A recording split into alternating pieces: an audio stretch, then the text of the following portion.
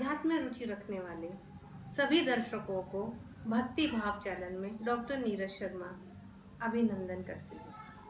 आज का जो विषय है वह केवल प्रभु के दर्शन से भी कल्याण नहीं होगा।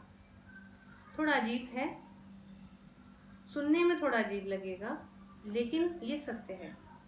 जब आप समझोगे तो समझ में अवश्य आएगा। सनातन धर्म में जो ऋषि मुनि हैं, जो भक्तजन हैं, मनुष्य हैं, वह उन सबका लक्ष्य यही रहता है कि हमें प्रभु के दर्शन हो।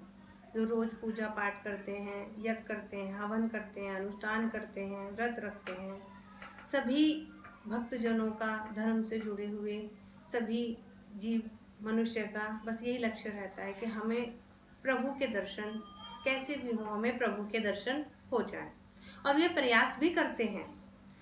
लेकिन आपने कभी ये सभी सोचा है कि प्रभु के दर्शन होने के बाद भी मनुष्य का कल्याण नहीं हुआ?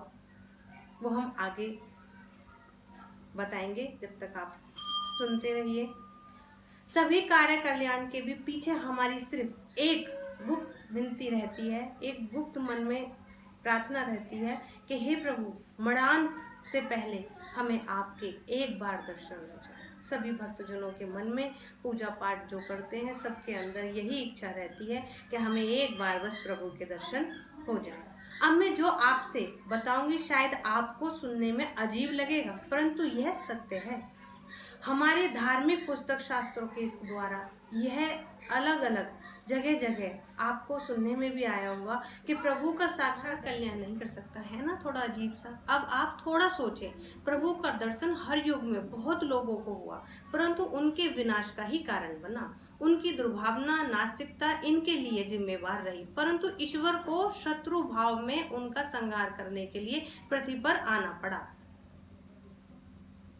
रावण हुआ, कंस हुए, हिरण्यकश्यप हुए, शूर्पणखा हुई, महिषासुर हुए, शुंभ निशुंभ हुए, चंडमुंड हुए, शिशुपाल हुए।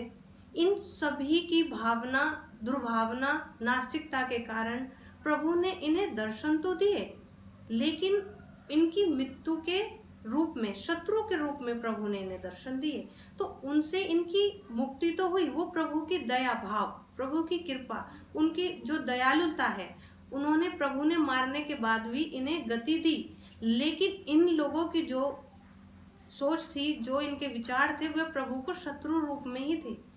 शिशुपाल ने तो भगवान को गाली भी दी, और रावण की तो नाभि में अमृत भी था। लेकिन अगर हमारा पात्र अच्छा नहीं होगा तो हमारे कोई भी चीज, कोई भी सामग्री उसमें अच्छी नहीं रह सकती। इसलिए सबसे पहले हमें अपना पात्र अच्छा करना पड़ेगा, तभी हमें प्रभु के दर्शन होंगे।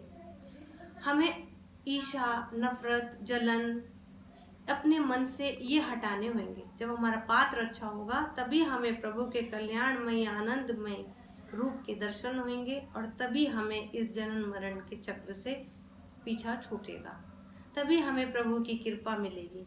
तो अगर हमारा पात्र अच्छा होगा तो उसमें जो भी कुछ कृपा आएगी उसका हमें फल शुभ ही मिलेगा।